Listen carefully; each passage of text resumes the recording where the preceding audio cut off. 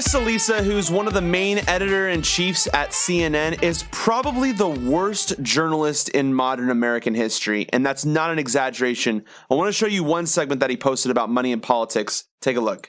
I need to order one of those cash guns from Amazon like they have on Nailed It. Then I'll need to order some money to put in them.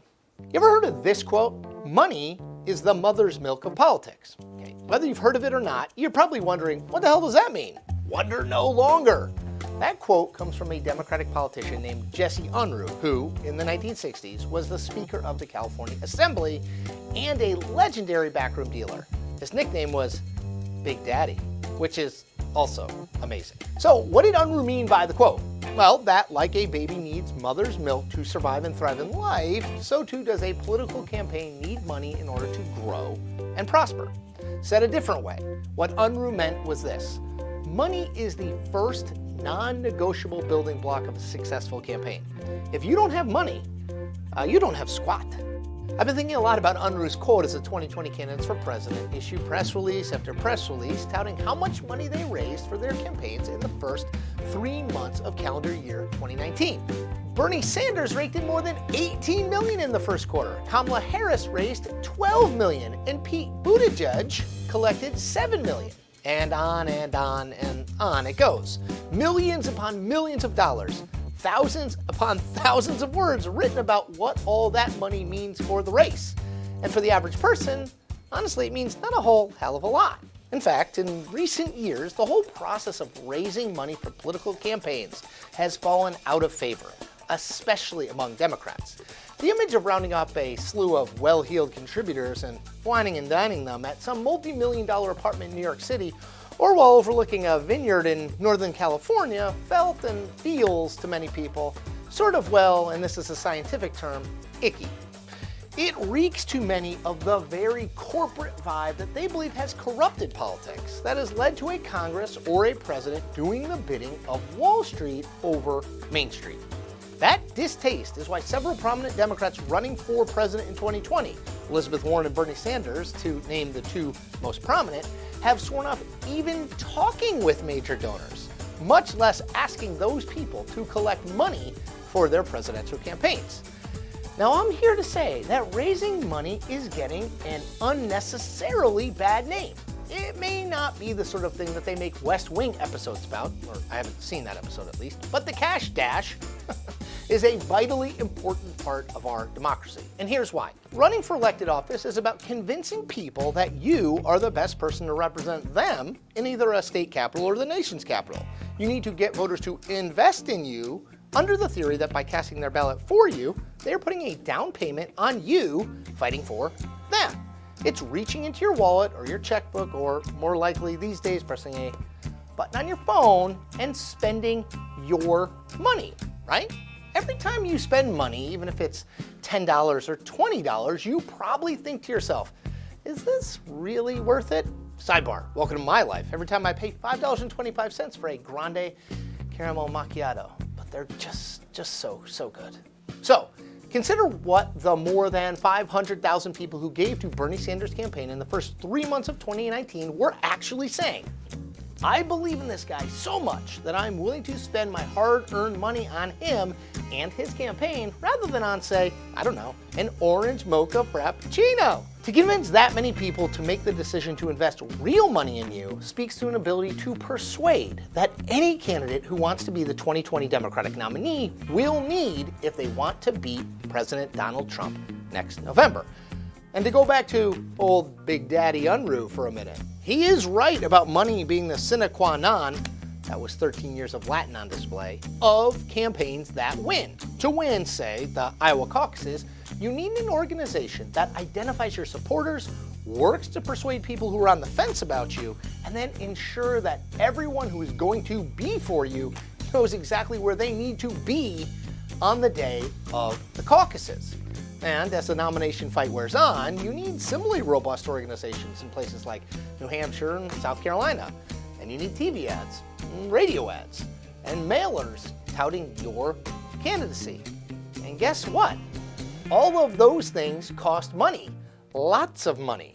If you don't have the money to build a serious organization in early states like Iowa or New Hampshire, or to run ads touting your candidacy in those same places, it doesn't matter how great and powerful your message to voters is, because voters will never hear it, and you, I predict, will lose. Now, fundraising isn't the most glamorous part of running for office. That, of course, is giving big speeches to massive crowds, all chanting your name. Chris. Sorry. But it may be raising money that is the most important part of running for office.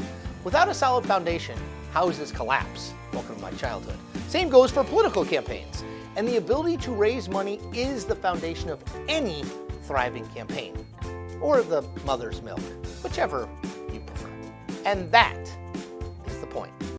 So there's a really important reason why this segment is so dangerous. So if you're not familiar with the issue of money in politics, or if and I mean like really understanding of what's going on right now and what the problem is, then unfortunately this segment could probably persuade you into believing that money in politics is a good thing. So understand my position. I am in favor of money in politics. I am not in favor of corporations and individuals contributing large donations. So I'm still in favor of small donations.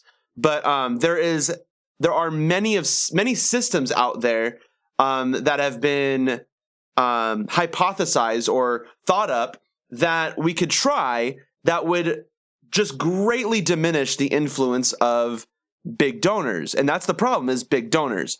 But here's why I hate this segment so much. Chris Salisa is doing a defense segment. Nowhere did he point out that there is a problem, other than that if you take money out of politics, then politicians can't fund their campaign. But what Chris Salisa is doing is he's making a false dichotomy. He's saying that you either have to have money in politics the way we have it right now, or you can't have any money in politics and, politicians can't rise up. But that's not a dichotomy. There are other options we can try. And so one I heard from Kyle Klinsky that I really like is a 1-to-1 tax credit. You get a tax credit of maybe like $50 or maybe even $500. I don't know. It's something that we would have to research from an economic standpoint. And the idea is you get money, but you can only use that money to donate to candidates. And so people get donations based on that are directed towards their campaigns based on their popularity. And so typically you would have people like Bernie Sanders, Elizabeth Warren. These people would likely get donations relatively quickly. And you could have other people go on, like, for example, TYT, CNN, Fox News, and say, hey, listen, I really want to run for president. And so I really want you to donate to my campaign. And here's what Chris Salisa doesn't understand. If you want to run for president, you need to get 65,000 donations. And so that initial 65,000 donations have to pretty much be received without any sort of influence from campaign finances, unless you have big donors. So if you want to genuinely raise money, you have to already be popular. So, for example, Bernie Sanders could immediately hit that threshold of $65,000. But someone like Andrew Yang had to work a little bit to reach that $65,000 threshold. I'm not familiar with Tulsi Gabbard, but I'm hoping she's past that threshold. But that initial beginnings of a campaign are pretty much completely genuine. And then after that, it's a matter of following through with your small donations. And so what Chris Salisa doesn't understand is that you can have a really good system where you just cap the amount that people can donate, and you also say that corporations are not people and that corporations cannot donate money. So everyone gets a limit. They also get tax credits based off of how much they contribute to political candidates. So if you contribute $5 to Bernie Sanders' campaign, you will get a tax credit of $5 back, and you can get a tax credit of maybe up to like, I don't know, $20. I don't know. It's hard to say. But I think it's just, I think what Chris Salisa is saying here, it's just honestly disgusting because he's not pointing out that corporations have such a large influence. And there's a reason to that. I want to give you guys a fun fact. Kamala Harris, her biggest donor is Warner Media, which owns CNN. So he was touting Bernie Sanders has 18 million, Kamala Harris has 12 million, as if like they're really close, right? Because he wants to recognize that, like, you know, Bernie Sanders is doing a really good job. And he wants to do that to try to get on your side. Like, hey, listen, you know, Bernie Sanders is great, but look at Kamala Harris too. She's doing really well. She's doing really well because, Chris, you literally are working for a company that gave tons of money to Kamala Harris. And this guy pretends to be like us.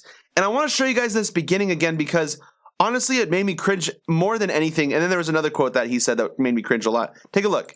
I need to order one of those cash guns from Amazon like they have on Nailed It. Then I'll need to order some. Jeez. Like, in my view, he's trying to like relate to people almost in a Kirsten Gillibrand sort of way.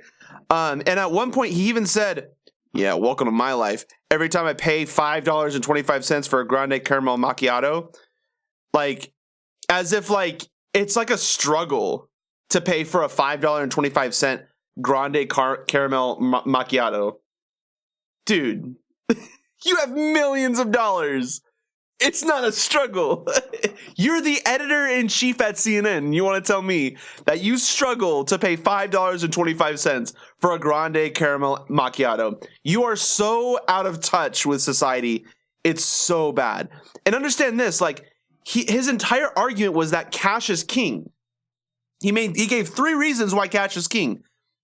Can you explain to me why Donald Trump came in and just totally destroyed Jeb Bush? Jeb Bush raised over $40 million. Trump had like a fourth of that. Can you explain to me why Alexandria Ocasio-Cortez, who was outraised like 10-1 or something like that, beat Joe Crowley? I don't think cash is completely king. What's king is votes. And it'd be nice if the voters were the ones who funded the campaigns in the first place, and that you can allow them to debate on stage, see how they do, and then you can change your mind if you need to. That's why I've done so many videos where I've suggested we need to fund Tulsi Gabbard. We need to fund Andrew Yang. These are progressives that I believe belong on the debate stage. Are they going to win? Not necessarily, but I would certainly like to see them on the debate stage. I don't want Kamala Harris. I don't want Cory Booker. I don't want Kirsten Gillibrand or, even Elizabeth Warren at this point.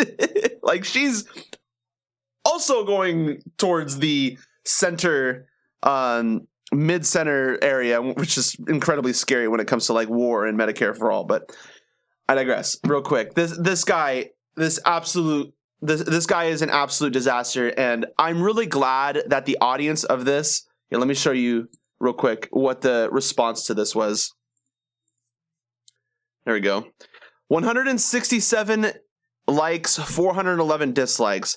I really like that because, in my view, that means that people are recognizing how detrimental this sort of segment is. Now, if he had said, like, at the end, but we need to restructure money in politics. The way it works right now is that it favors the rich and greatly does not favor the poor.